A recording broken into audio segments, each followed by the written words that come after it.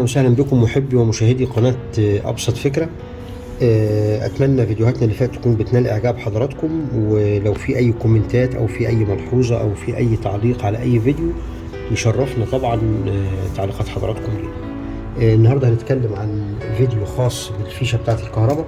احنا عندنا الفيشة هنا دي فيشة فيها مشكلة، لما بنوصل فيها اي جهاز بتحصل فيه ذبذبة جامدة بتفصل بسهولة.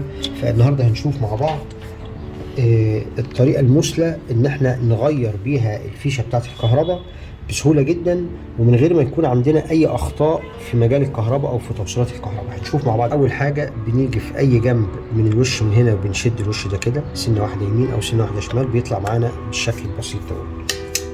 وبعدين بنلاقي فيه مسمارين صغيرين دول اللي ماسكين الوش اللي احنا شايفينه من الخارج ده. بنفك المسمارين.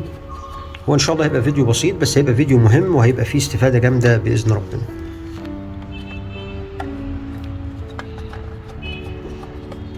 طبعا قبل ما نعمل اي حاجة نكون متأكدين ان احنا فاصلين المصدر بتاع الكهرباء علشان نشتغل بأمان في الجزء اللي احنا عايزين نشتغل فيه. بعد ما فكينا الوش بنفك المسمارين اللي ماسكين الشاسيه المعدن دون اللي احنا شايفينه.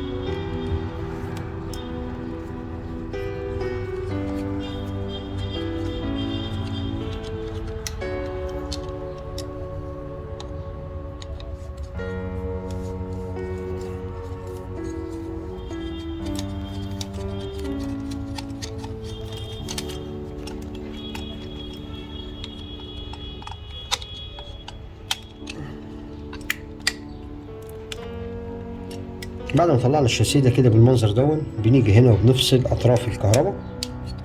بنفك ادي اول سلك، الطرف التاني بتاعنا بنفك المسمار ده سنه بسيطه خالص وبنطلع السلك بتاعه دون. كده بقى معانا الشاسيه نفسه اللي هنغير فيه اللقمه اللي فيها المشكله بتاعه الكهرباء. لو بصينا مع بعض هنا هنلاقي فيه، هو طبعا الدهانات هنا مغطيه على السن اللي هنا دي مش مشكله. هنلاقي فيه الجنب ده، يعني نبص دايما في الاتجاه ده والاتجاه ده، في اتجاه فيهم هيبقى طالع منه بروز اكتر. يعني ادي اللقمه معانا، اللقمه فيها جنب فيه سنه طويله وجنب فيه سنه صغيره. الجنب اللي فيه السنه الطويله دايما بيبقى راكب في الجزء الثابت. الجنب اللي فيه السنه الصغيره هنشوف مع بعض دلوقتي هنا بنطلع ازاي. بسن المفك الصغير نبتدي نفرد الصاجه او الشفه الصغيره اللي متنيه بالمنظر ده.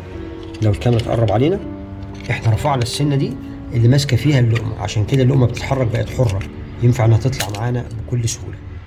تمام.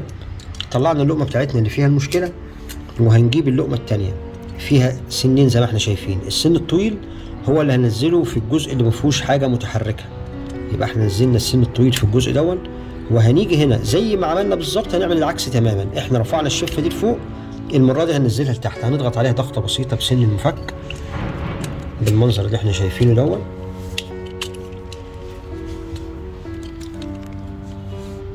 وتانيين عليها ونتاكد انها بقت ثابته مش بتتحرك ومسكت كويس في الشاسيه بتاعنا. بنيجي هنا في المسمار دون بنفكه فكه بسيطه وبندخل اول طرف في الكهرباء، ونرجع نربط المسمار بتاعنا ربطه بسيطه تاني.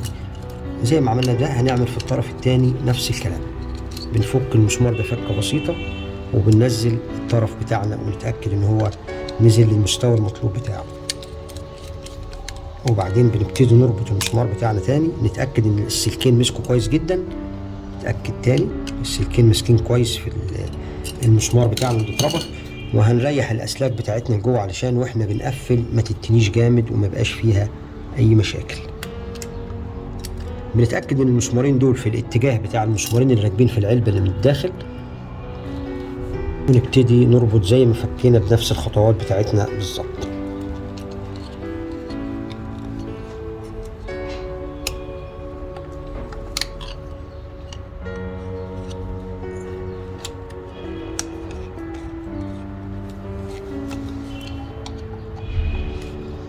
يفضل واحنا بنربط نشوف المكان اللي كان فيه الدهان، ونحاول نخلي المنسوب بتاع ده يبقى في نفس المستوى، علشان لما نركب الوش يطلع على نفس الاتجاه بتاعه، ما يطلعش مايل يمين او مايل شمال، ويبقى في نفس الفراغات والثغرات اللي كانت من الدهان من الاول زي ما فكينا. بعد ما قفلنا الشاسيه بتاعنا بنجيب الوش اللي احنا فكيناه بالمسمارين العادة الصغيرين بتوعه، وبنبتدي نرجع الحاجة اللي احنا فكيناها مكانها تاني. انا ربطت اول مسمار وادي المسمار التاني.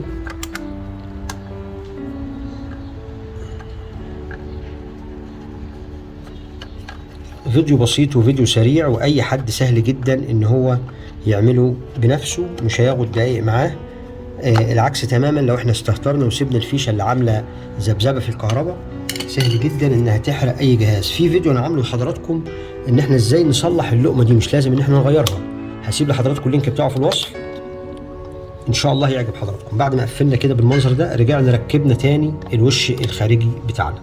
اتمنى الفيديو يعجب حضراتكم، واللي يعجبه الفيديو يا ريت يتكرم علينا ويعمل لايك، واللي مش مشترك معانا في القناه يا ريت يشرفنا بالاشتراك عشان يدعمنا، وان احنا نعرف نكبر باشتراكاتكم ولايكاتكم وكومنتاتكم الجميله اللي احنا ما نستغناش عنها ابدا. شكرا جزيلا، ونشوفكم الفيديو الجاي ان شاء الله.